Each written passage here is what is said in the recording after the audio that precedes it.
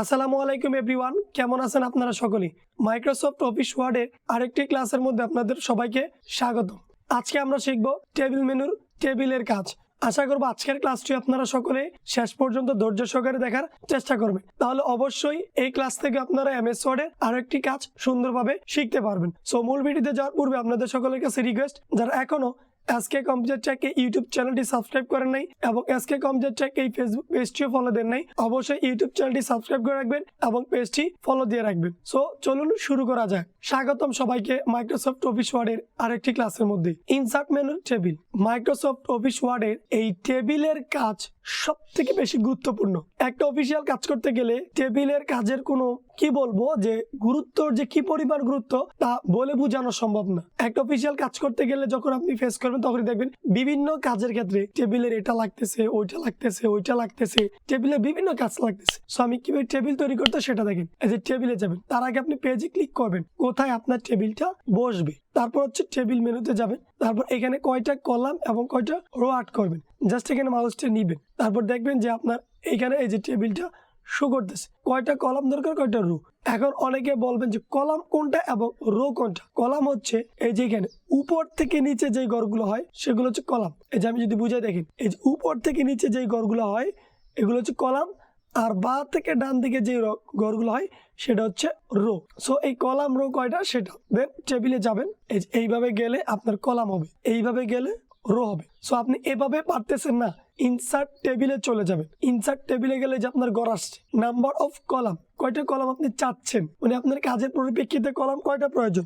Then 8 number of rho, কয়টা প্রয়োজন, 4টা রো প্রয়োজন। দেন ওকে দিবেন। এই যে 8 1 2 3 4 5 6 7 8 8টি কলাম এবং 1 2 3 4 এই 4টি রো চলে আসে। এই হচ্ছে আপনার টেবিল। এখন বসতে এটাই টেবিল? হ্যাঁ, এটা তো 1 মিনিটেরও কাজ না। হ্যাঁ, এবার হবে আসল কাজ এখানে, মানে এটার মধ্যে যাবতীয় A to Z এবং খুঁটিনাটি কাস্টমাইজ করা। একটু মনোযোগ সহকারে দেখবেন। একটা বিষয় খেয়াল করবেন, আমি যখন এই যে পেজে ক্লিক করি, অ্যাডিনস হেল্প মেনুর পর কোনো কাজ নেই, মানে কোনো মেনু নেই। আর যদি আমি টেবিলে ক্লিক করি দেখবেন এই যে দেখেন টেবিল ডিজাইন এবং লেআউট দুইটা ট্যাব আসে এবং এই দুইটার কালারও একটু ভিন্ন।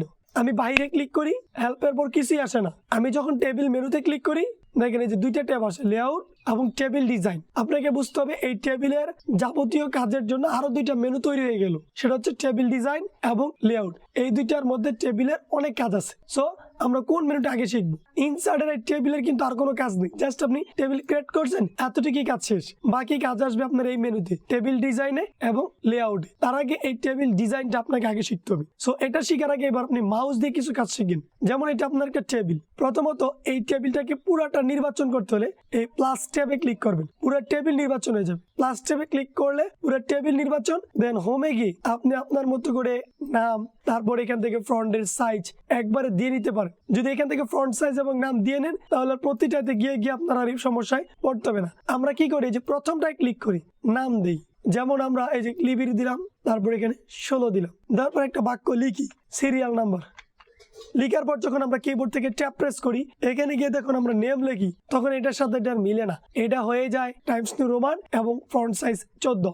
এখন এটা কেন এটা মিলে না, কারণ আমি এই ঘরে শুধু দিয়েছিলাম, এই ঘরে কিন্তু দেইনি। সেজন্য প্লাস ট্যাবে ক্লিক করে মানে সম্পূর্ণটা একসাথে, ফ্রন্টের নাম দেন সাইজ, দেখেন আর কোনো সমস্যায় পড়তে হবে না, একসাথে আপনি কাজটা করে ফেললেন।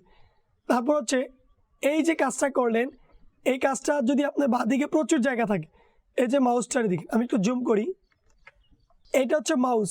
এই মার্জিনটা মাউস টানলে কি হয়েছে দেখেন, এখানে কিন্তু একটা প্লাস শো করে, এটা না, এটা ছাড়া এই যে এখানে এই প্লাস হয়, তখন মাউসের লেফট বাটন প্রেস করে চাপ দিয়ে ধরে এটা টান দিবেন, এই যে বড় হয়ে গেছে। আপনি যদি মনে করেন এই পর্যন্ত কাজ করলে আপনার সমস্যা নেই, তাহলে এটা বড় করে দিবেন। তাহলে এই ঘরটা যদি বেশি বড় হয়, যে এটাকে সেম চাপাই দিবেন, এতটুকু এই করে চাপাই দিবেন। প্রতিটা মাউসের ঘরে এই যে নামের ঘরটা বড়, এটা আরেকটু বড় চাচ্ছেন, এটা আরেকটু এভাবে, এটা আরেকটু বড় করে দিবেন, বা এই ঘরটা আরেকটু ছোট হবে। এইভাবে করে আপনি এই মার্জিনগুলোকে টানা ইচ্ছা করতে পারবেন। দেন ডান পাশ থেকে একইভাবে এই যে দেখেন এইভাবে করে কি হলো, আমার এই কার্সলগুলাকে মানে মার্জিনগুলাকে আমি নাড়াচাড়া করতে পারতেছি। তারপর হচ্ছে নিচের গুলা একই কাজ, এটা যদি একটু বড় প্রয়োজন হয়, এই যে মাউসটা ধরবেন, প্লাস হয়েছে না, এবার ধরে একটু টান দিবেন, বড় হয়েছে। এটা একটু ছোট প্রয়োজন, ছোট রইলো, এটা একটু বড় প্রয়োজন, বড় করে দিলাম। এভাবে করে আপনি এইভাবে ছোট বড় করতে পারবেন বা এভাবে আপনি করতে পারবেন। চাইলে আপনি এইভাবে করে এটাকে চাপাই দিতে পারবেন। এ দেখেন আমি চাপাই দিলাম, এটা আমি এভাবে করে চাপাই দিলাম মাউস ধরে। তাহলে এভাবেও বড় ছোট করতে পারবেন, এভাবেও করতে পারবেন। এবং এই যে চতুর্ভুজটা দেখতেছেন, এই চতুর্ভুজে ক্লিক করলে ওটা সিলেক্ট হয় এবং এই চতুর্ভুজে ক্লিক করে চাপ দিয়ে ধরে লেফট বাটন মাউসের এতে চাপ দিয়ে আপনি পুরো টেবিলটাকে ছোট করতে পারবেন এবং চাইলে আপনি এই পুরো টেবিলটাকে এভাবে বড় করতে পারবেন এবং নিচে দিয়ে টান দিয়ে বড় করতে পারবেন। এই হচ্ছে মাউস দিয়ে কাজ করা। এবং মাউস দিয়ে আরও কিছু কাজ আছে। দেখেন, আপনি এটাকে চাপাই দিলেন, চাপাই দেওয়ার পরে আপনি এই দিক দিয়ে একটা কলাম প্রয়োজন। এখন এই লাস্ট মার্জিনের উপরে যাবেন, এই যে প্লাস টেপটা শো করবে, এই প্লাসের মধ্যে লেফট বাটনে ক্লিক করবেন, মানে একটি কলাম আপনি বাড়িয়ে নিলেন। দেন এই নিচে রো যদি প্রয়োজন হয়, এই যেখানে এই যে প্লাস টেপ, এই প্লাস ট্যাবের মধ্যে ক্লিক করবেন মাউস দিয়ে লেফট বাটনে ক্লিক করা মাত্রই আপনার আরেকটা রো বেড়ে গেছে। তাহলে শুধু আপনি এখানে ক্লিক করা মাত্রই আপনার বাড়তেছে। আরেকটা প্রক্রিয়া হচ্ছে এই যে আপনি সিলেক্ট করে এইখানে গেলে এই যে মাউসটা কালো হয়েছে না, ডাউন অ্যারোতে ক্লিক করে সিলেক্ট, একটা করলে একটা, দুইটা করলে দুইটা, তিনটা করলে তিনটা হবে। সিলেক্ট করে যদি এরপর রাইট বাটন ক্লিক করেন, ইনসার্টে গিয়ে যদি ইনসার্ট কলাম রাইট দেন, এই যে তিনটা মানে রাইট, এটা মানে লেফট, এটা মানে অ্যাবভ মানে উপরে, বেলু মানে নিচে, সেল মানে শুধু সেল বার, তোমার রাইটে প্রয়োজন, দেন রাইট। একটাই হয়েছে। আমি যদি তিনটা সিলেক্ট করে রাইট দিতাম তাহলে তিনটা বেড়ে যেত। যেমন ধরে যে নিচে দিয়ে দেখাই, এই নিচের এগুলো সিলেক্ট করবেন কিভাবে, এই যে টেবিলের বাইরে গিয়ে মাউসটা আমার নির্বাচিত হয়েছে, লেফট বাটন চাপ দিয়ে ধরে এই যে সিলেক্ট করলাম, দেন রাইট বাটন ইনসার্ট ভ্যালু। দেখেন এই হুবহু তিনটা, টোটাল আমার 6টা হয়ে গেল। তাহলে এভাবেও আপনি বাড়াইতে পারেন, কমাইতে পারবেন।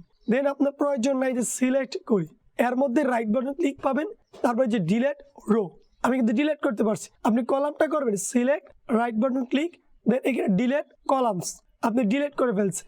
মানে আপনি মাউস দিয়ে বাড়াইতে পারলেন এবং ডিলেটও করতে পারলেন এবং টানা আশ্রা করে ছোট বড় করতে পারতেছেন। মানে সম্পূর্ণ কাজই আপনি মাউস দিয়ে খুব সহজে এটা করতে পারবেন। এবার আপনার টেবিলের আরেকটু কাজ দেখি। যেমন আপনি যদি রং করতে চান টেবিলের, তো ফ্রন্ট কালার তো আমরা হোম ট্যাবসের এখানেই শিখছি। এখন এই টেবিলের নিচের জমিনেরও যদি রং করেন তাহলে এইভাবে সিলেক্ট করবেন। সিলেক্ট করার পর এই যে হোম ট্যাবসের শেডিং যে কালারটা আছে এখান থেকে আপনি দিয়ে দিবেন শেডিং কালার, এটাও দিতে পারেন। বা এই টেবিল যে ডিজাইন আছে এখানে আপনি চলে যাবেন, টেবিল ডিজাইনের এই যে শেডিংটা চলে আসে, শেডিং এ গেলে এই যে আপনি রংটা পেয়ে যাবেন, রং পেয়ে যাবেন, এই যে টেবিলের ডিজাইনটা আপনি পেয়ে যাবেন। বা এই যে টেবিলের স্টাইল, এই যে বিভিন্ন ধরনের টেবিলের স্টাইল আছে সেটা আপনি তৈরি করতে পারবেন। এই যে দেখি টেবিলের স্টাইল, জাস্ট আপনি ক্লিক করবেন, বিভিন্ন ধরনের টেবিল স্টাইল হবে। এই পুরো টেবিলের স্টাইলটা হচ্ছে এখান থেকে। আপনার প্রয়োজন হলে জাস্ট প্লেন টেবিল দিবেন, স্বাভাবিক পূর্বে যেরকম ছিল দেন এখন এরকমই হয়ে যাবে। আর এটা হচ্ছে টেবিল স্টাইল পরিবর্তন। যেমন আপনি স্টাইলটা দিলেন, দেওয়ার পরে আপনি নিচে তো অনেক বাড়াইলেন, আপনার এই হচ্ছে টেবিল। এখন এটাকে কিছু ঘোরাবেন, ঘোরানোর জন্য যে লাস্ট কলাম, এই যে ফার্স্ট কলাম, টোটাল রো, এই যে ব্যান্ডেড কলাম, মানে এগুলো করলে কিছু স্টাইল পরিবর্তন হয়, ক্যাটাগরি কিছু পরিবর্তন হয়, জাস্ট এই আর কি।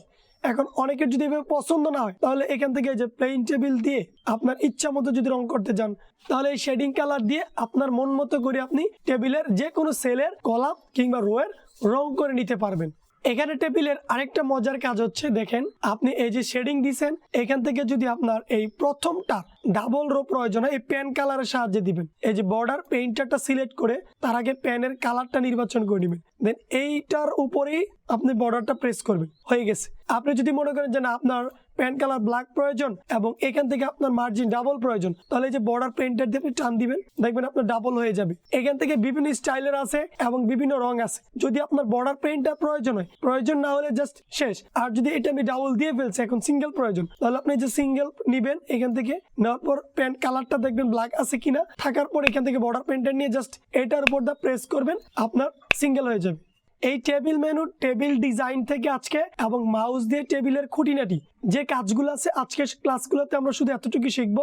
ইনশাল্লাহ পরবর্তী ক্লাসের মধ্যে টেবিলের লেআউট মেনুতে কি কি কাজ আছে এবং টেবিলের আরো কিছু কাজ আছে সেগুলো আমরা শেখার চেষ্টা করব। আজকের মতো এখানেই বিদায় নিব। সকলে ভালো থাকুন, সুস্থ থাকুন, দেখা হবে পরবর্তী ক্লাসের মধ্যে। আল্লাহ হাফেজ।